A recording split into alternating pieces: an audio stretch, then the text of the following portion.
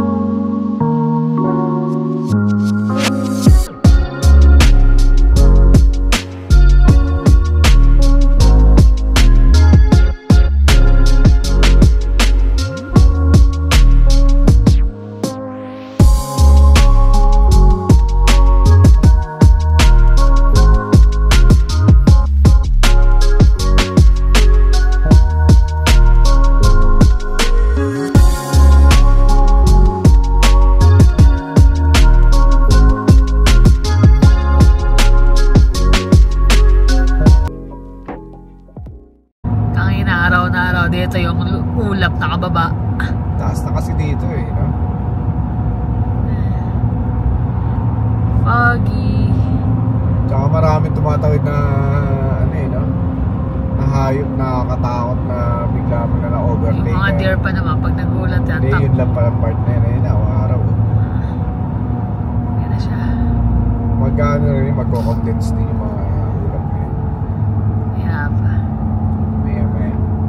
Malamig na lang talaga, 6 na dito eh. 6 lang dito sa Calgary. 15 ano, 14. Umalis kami ganun. Ayan, nakita niyo yung ulap po. Ganda yan ah. Parang painting na nilagyan ng puti sa gitna. Puti.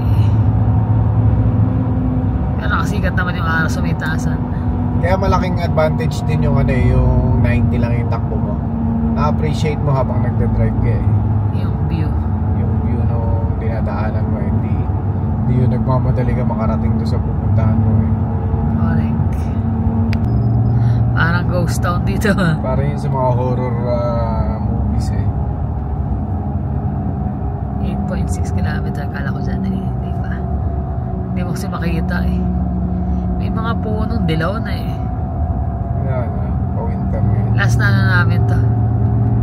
Last na punta sa mga ganito. Oo, kasi last time talaga puro ulan, hindi rin kami nakapunta na masyado.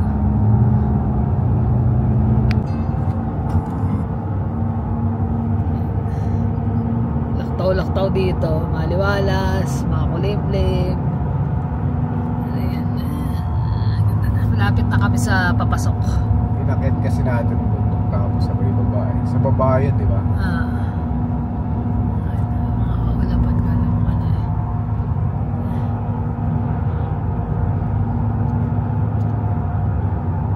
na ayun, dito na kami. Malamig, +4. +4 lang dito. So medyo mataas ang tubig. Kasi hindi naman umabot dyan, medyo malayo. Lagay tayo hamok. Ha? Hamok. Ano ba yung hamok? Andyan sa lalagyan. Ayan, dyan yung mga camera natin. Bababa ka na dyan. Hindi, bibigyan. Ayan, napasot ako ng jacket. Asa naka-short lang din ako. Pero okay lang. Presko ba yung presko yung panahon. Kaya lang malamang yung tubig, malamig. Ayan siya nagbibideo. Meron na silang warning, area closure ahead. Doon kasi kami naglalakad doon. Yung na yung may harang na. Pero dyan lang naman kami. Maganda rin dun may parang beach. Kaya nila ulit nun Oo, paikot tayo dun Maganda sana dyan Doon kami naglalakad din nga. Pero ngayon sarado na.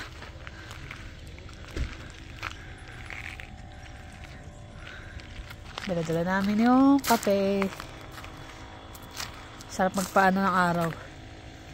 Kasi malamig. Yun Video. Exercise siya. Lakad-lakad malamig kailangan magpapawis. Ang hirap pang magkayak kasi malamig pa yung tubig. Sobrang lamig po. Makikita mo nga yung yung usok doon sa tubig lumalabas. Kasi malamig. Yun lang sayang kasi hindi kami makakapag-walking ng malayo. Hanggang dito lang sa bunga. May mga cordon. Yung mga warning na. Delikado pag ganyan. Lalo pa spring na. Nag-ano na yan. Hahanap na sila ng makakain. Kailangan na nilang mabusog ng husto. Hibernation na.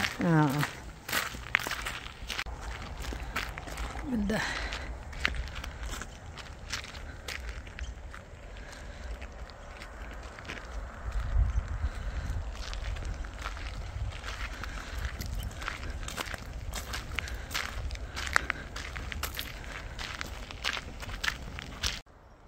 Kape-kape na muna.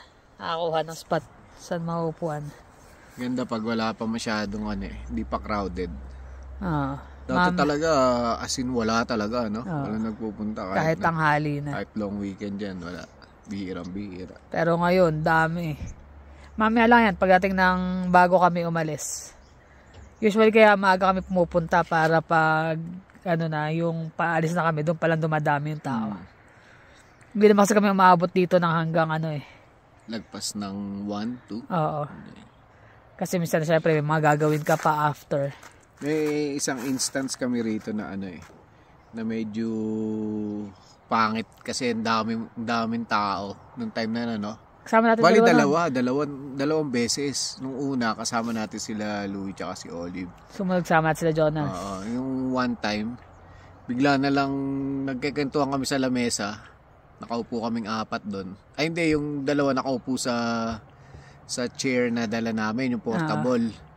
Tapos maya bigla na lang may umupo na Indiano na babae, matanda. Nakaupo sa amin. Nagulat kami, bakit naupo? Tapos sabi namin we're not going anywhere anytime soon, sabi namin. Hindi nakakaintindi. Tinawag pa yung apo ata yun, tinawag. Ayun, umalis muna sila. Kasi, syempre. Parang gusto nila, nandun sila nakatayo na doon sa may gilid namin. Parang gusto nila, alis na ba kayo, dyan kami. Paano kung gusto mo pang i-enjoy, diba? Parang mapopwersa ka. Nag-enjoy pa talaga tayo nun. Mapopwersa ka kung mas aga pa nun, alas 2, wala pa. Kasi usually nung time na yun, naabot kami na hanggang 4 ng hapon. Kung ba, maghapon talaga kami. Dala kami pang lunch. May lunch. Kwentuhan. Medyo bastos talaga yung dating nun. Tapos meron naman one time, may mga Pilipino, Ukrainian, tsaka Indiano. Nakaabang din doon sa pwesto namin. Nakaabang namin. Kaso, hindi pa kami aalis at nagbo-boat pa yung 2 bata. Nagkakayak pa sila. Nag-aagawan sila. Siyempre gusto namin bigay sa kapwa natin Pilipino. Oo, kasi tsaka nauna sila dumating. Oo. Which is nung time na yon, last round na ng pagkakayak nung magkuya. Pagbalik, para talaga umalis na. Pagbigay namin sa kanila, sabi namin, pumuesto na kayo. Kasi gusto silang unahan pa nung ibang ano. Naunahan niya ata dir eh. Naghati sila. Naghati sila kasi naunahan sila ng mga Ukrainian. Oo, naghati sila. Yun. Alas 10 na ng gabi. Ay, gabi. Sorry naman, alas 10 na ng umaga. Ay, set up na namin yung kayak. Kaya lang parang naninibago kami yung pwesto kasi. Hindi, tagal din. Isang taon din. Tagal din. Isang taon ba? Hindi, 2 years. Last year, hindi naman tayo nakapagkayak. Puro gala lang tayo rito pero hindi tayo nagkayak. Ay, nagkayak pala tayo. Kasama sila Jonas. Pero isang taon na rin kasi. Yan, kaalis lang namin doon sa may Pangpang. Tagal na rin itong kayak mo to.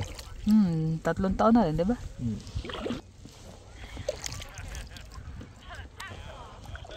Yan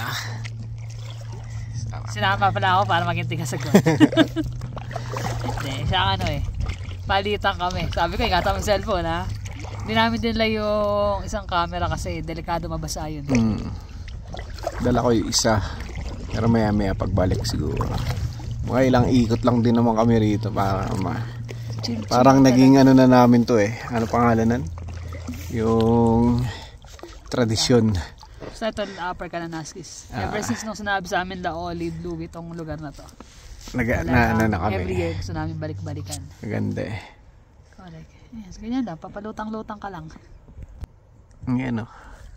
Hindi mo kasi makikita basta-basta yan pag nandun ka lang sa may Pangpang. Mas maganda yung napipil mo sa tubig. Tsaka yun, makakapunta tayo dun sa may sa may falls. Doon kami tumatambay eh. Tsaka sa may kabilang side. Hindi siya ganun ka-blue. Kasi hindi pa ganun kasikat yung araw. Pero malinaw siya. Makita mo talaga dito. Diba? Kala mo lang gloomy siya pero hindi. Tsaka ang daming isda, no? Makita mo talaga, tumatalon yung mga isda eh. Yan. Sulit yung yung araw. Kahit saglit lang kami rito. Hindi naman kasi kami na yung nagtatagal na picnic na Alam naman namin marami rin gustong pumunta rito. Kaya lang iba tanghali na talaga pumupunta para... Mas prepare namin yung konti pa lang ang tao. Makukuha naman maganda yung view ng walang sagabal, di ba?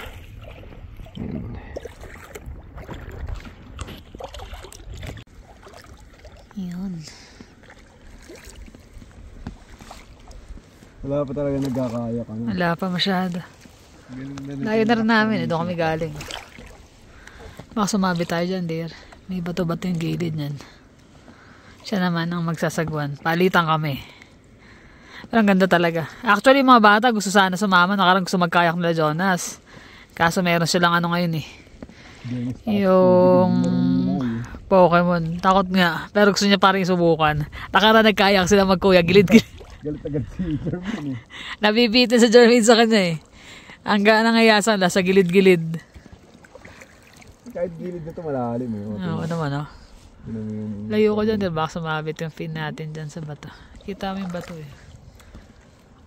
Dito yung may mga tumatalo na bata eh, no? Oo. Magagaling lumangoy. Hindi ako pwede yan. Hindi ako marunong lumangoy. Alim mo. Pero hindi na Kaya nga eh. Gandang tubig. Yan na kasi umaaraw na. Kita mo na yung pagkaasol ng Ayun, dami na nakapark eh. Dami na tao. Ayun, mga nakaabang na yung mga boat eh. 360. 360 view. Actually may dun eh, no? Parang last time nakarating kami doon sa may kabila. Tingnan natin. Ayaw mapunta sa falls? Mamaya na lang. Ito may mga bato. Dinaw. Ano? Para matanggal yung mga bato. Paano? Lalagyan mo lahat ng bato? Hindi, yung carton daw. Carton taka yung Ukay natin yung next year. Dito kami sa may gilid eh. Layo na narating namin.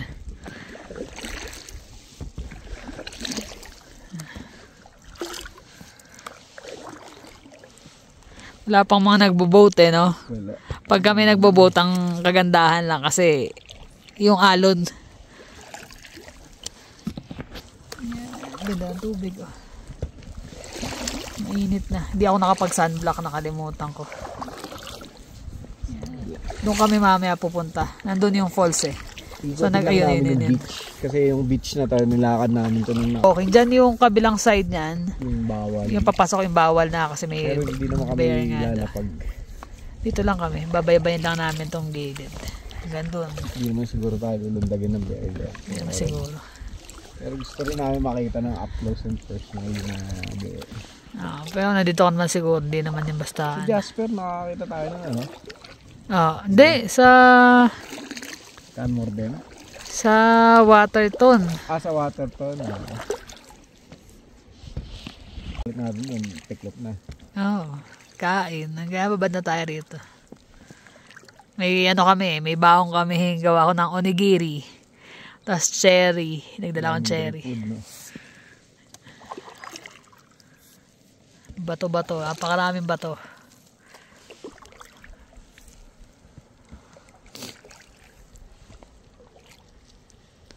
Sobrang calming dito, ano? Kaso may naririnig ka nag-uusap eh. Baka guni-guni ko lang yan. Laman naman ako. Pero hindi talaga eh. Sabi ko, baka alam ko bawal mag-hike ka. Ba't parang may ako nag-uusap? Sabi niya, tara na, uwi na tayo. Meron talaga eh.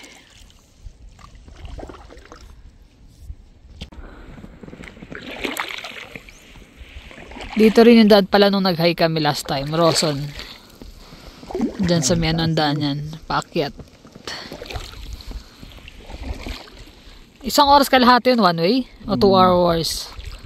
Di ba abutan na nga tayo ng ulan nun? Parang apat na oras ata kami nawala nun. Kasi nagpahinga pa rin kami sa taas. Ang ganda rin sa taas, ano? Yung banda rin sa may gitna, nakita mo yung mga parang mga pollen. Kala mo mga alikabok na lumulutang eh. Nung nagpunta tayo nung last time dito, puro insekto naman, ano? Oo. Kasagsaga naman na summer nun. Ito patapos na kaya ano eh.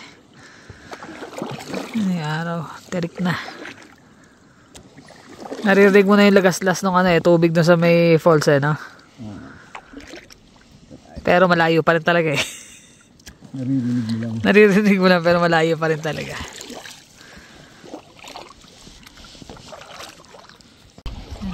Malapit na kami sa falls. Parang nag-evaporate yung lamig. Kita mo yung usok eh, no?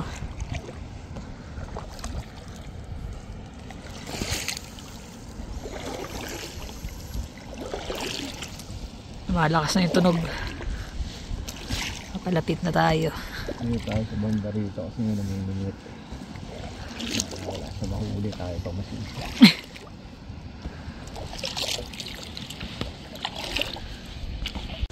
Yun na.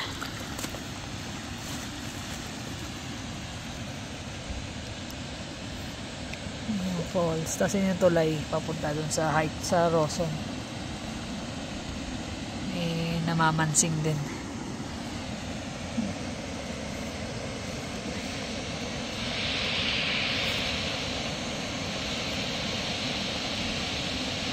Yun, pabalik na kami sa Pangpang. Saglit lang yun. 1 oras na rin tayo, mahigit. Nag-start tayo ng 10? Wala pa. Pagod ka na ba? Hindi naman. Kasi ikaw naman sabihan namin. Dumadami na rin yung mga nag-ano eh. Umiikot sila sa dinaanan namin. Hindi pa rin ganun karami. Marami nag-hike papunta Roson. Oo. Maganda rin kasi sa Roson eh. Kaya lang. Talagang tarik yung hike. Hindi siya ganun kahaba. Pero yung pataas talaga. Yung mga ganitong bagay, mga ano talaga eh. Kahit na sabihin mong nakakapagod magsagwan. Pero hindi. Nakaka-relax. Nare-relax kami. Nararamdaman mo yung tubig, sarap hawakan. Hindi siya ganun kalamig na, ano? Tanginan, lamig eh. Unang suong ng paa namin, lamig. Nung basa na, wala na. Ayan na. Nakakaano kami. Sumayad na. Mamaya kang tumayo kasi nandyan yung bigat sa harap eh. Suot ko lang yung Crocs ko. Iwanan kita. Diyan ka na. Nagkatanggalit ko muna itong ano. Kangga. Ano ka, Jonas? Teka. Sagwa natin. Gawa ako. Makakatayo. Galing ah. Tama ako baba kasi ang hirap eh. Sulit din. Isang oras kalahati eh. Pero sarap na tubig eh. Sarap magtampisaw. Hindi ganun kalamig yan. Kasi nababad na tayo eh. Di ko na dir. Picture ang kita dyan. Buka dito. Yan. Merienda muna kami bago lumarga. Nalinisan namin yung kayak. Naligpit na rin namin. So, merienda muna. Giri, tsaka cherry. Wow. Saan kaya makakain mamaya? Hindi, uwi rin kami kasi may bisita kami mamaya. Magluluto ako. Ang daming usa sa gilid ah. Usa. Ayun. Tataba nila. Mga busog. Ang dami nakapark dito sa gilid eh. Oh. Ito yung pinakakanto eh. Mag-hike. Tataba nung usa, no? Oo nga eh. Hindi, goat yun eh. Ram ba? O Hindi, mga mountain goat. Ayan, pabalik na kami ng Calgary. Ganda na ng sikat na araw. Maliwanag na maliwanag na. Pero, ayun o. Ayun. Mabilis ang takbo eh. Pagyana. Pabalik na rin kami. Worth it yung ano. Kahit saglit lang kami. Parang 2 hours na tayo doon, ano? 2 hours, 2.5. Parang ganun. Andap, nasa ano nga, 2.5. Kasi may nagsang oras pa kami ng tambay doon. Nagmuni-muni. Mas matagal pa yung ano namin. Magiging biyahe namin. Kasi papunta almost 2 hours. Pabalik pa. Pero worth it. Sarap magkayak talaga. Nakaka-relax. Kulit eh. Kulit na to eh. Pagod. Kakasagwan doon sa ano. Pag sumagwan ka kasi, yung sa ibabaw lang ng tubig eh. Hindi talaga eh. Ilang beses nga ako nagsagwan ng ako lang eh. Hindi sumakit yung... Ganun ka lang kasi sumagwan eh. Hindi talaga eh. Makikita naman sa video yun eh. Nag-glide. Nag-glide. Sa akin, talaga yung lalim eh. Ay, doesn't make sense naman igagano mo ng todo tapos pag... Maganda nga yung ano nun. Yung kita mo. Sabihin mo sa layo ng inigot namin. Pinunta namin yung kabilang side, papunta sa kabilang side, at saka sa kabilang side pa uli. Well, nakapagod siya eh. Ilang beses nga ako nung ako lang nagsasagwan, nahaya ka mag-video eh. Sulit. Ba't nga ba sumakot ang katawan mo? Tamo naman sumagwan eh. Utot mo, ilang beses tayo nagkakayak eh, hindi sumasakot ang katawan mo eh. Pero this time sumakit eh. Sakit na ng mga ganito niya. Hindi ganito na. Pero sa kabila hindi. Ewan ko ba. Baka naano ka lang sa pwesto mo. Siguro, sa pwesto doon sa ano. Kakasan Sigip eh. Naka-close leg ako eh. Pero okay lang yun namin. Kumbaga, yung pwesto, kaya lang medyo mahirap sa akin sa likod. Kasi nakagalan ako. Kaya kailangan namin gumilid dun sa may malapit sa poles para makaayos ako ng pwesto. Balak nga sana namin na lumakoy-lakoy ng konti doon sa may gilid eh. Kaya lang ang lamig eh. Medyo minute din naman, kaya lang malamig pa rin. Pero pagdating namin, lamig eh. Naka-short pa ako. Nakasan loob mag-short eh. Ang lamig eh. Pagdating doon, 4 lang ang temperature. Oo nga eh. Pero nung umalis kami dito, 15. Nakita niyo naman yung ano, di ba? Yung pag. Oo. Talagang na. Bubaba na yung ulap eh. Pero nakakatuwa yung namin kahit na short lang siya. Tsaka yung ano, yung mga mountain goat, may deer. Nakita natin nakikinain sa mga gilid-gilid. Malapit na fall eh. May mga side kang madadaanan, dilaw na yung mga dahon eh. Dami. Nagbabadya na yun. Bagay, ilang ano na lang eh. Oo, na, fall na. Isang linggo na lang mahigit eh. Sana pag makabalik pa tayo dun ng ano. Next week? Hindi, nung after ng vacation siguro. Hindi na tayo makakabalik. Baka may snow na nun. Tingnan natin. Hindi pa namin na-try mag-drive ng may snow eh, kahit mabagal. Pero sabi nila maganda nga sa may Toronto, BC, yung mga ano. Dahil nga yung kulay sa ng mga fall. puno. Kasi dito parang yellow, Laglag green, na. wala na. Di kagaya dun, may pula. May orange, may yellow. So magandang tignan. Kaya lang kung may maganda na lugar doon sa may Vernon. Marami pero kasi silang variety na 7 ng hours puno. drive. Na syempre hindi naman ganun kalamig doon yung variety ng puno na tumutubo doon, mga maple pa nga, di ba? Dito wala, bihira. Pare-pareho na pine eh. Kaya pa. Pero yun, kahit na short ano lang kami, short visit lang sa Upper Lake. Nasulit naman namin kasi tagal din namin sa tubig eh. Kung may ano pa nga eh. Parating pa lang yung mga iba, no?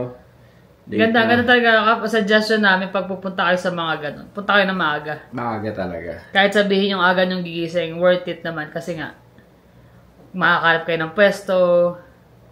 Tapos, Pipili nila kung saan yung pwestong gusto nila, di ba? Kami, gaya namin, may meron kaming regular na pwesto ron.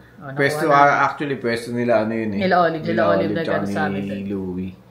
Doon nila kami dinala. So, every time babalik kami. Doon na kami may pwesto. Or doon sa kabila, ano, yung nakita natin. Corner. Meron din kami nakita isa doon pwesto na maganda rin. Kaya lang medyo matarik yung ano, pagbaba. Pababa. Pag may dala kang kayak, medyo mahirap. Mahirap. Doon sa isa, okay. Tsaka yung sa may isa pang tinurok sa'yo, dulo. Sa dulo. Mas mas maganda kasi may madaling ibaba. Madaling ibaba yung kayak. At least, kahit pa paano, kapag kaya kami, hindi lumipas ang taon ng hindi. Dati ang dalas no? Parang naging tradisyon na rin yun yung mga ganun eh. Tsaka hindi nakakasawa yung lugar na yun. Setup ka lang talaga. Ang ano lang doon yung pagliligpit kasi. Tanggalan na hangin, kailangan mo punasan kailangan mo siyang i-dry. Okay lang din. Para hindi mag-amag. Lalo tatago ng isang taon na naman, di ba? Bilis na ng panahon. Anong petsa na? Lapit na tayong umuwi. Papalapit na. Kaya enjoy lang namin. Sa mga susunod, baka sa next weekend naman yung maleta na. May nag-suggest na na raw sa winners natin. Tignan. Sa winners? May magaganda rin daw tsaka mura ng mga luggage. Sabagay, Pero meron din kasi dito may cross iron for mga luggage lang ang binibenta.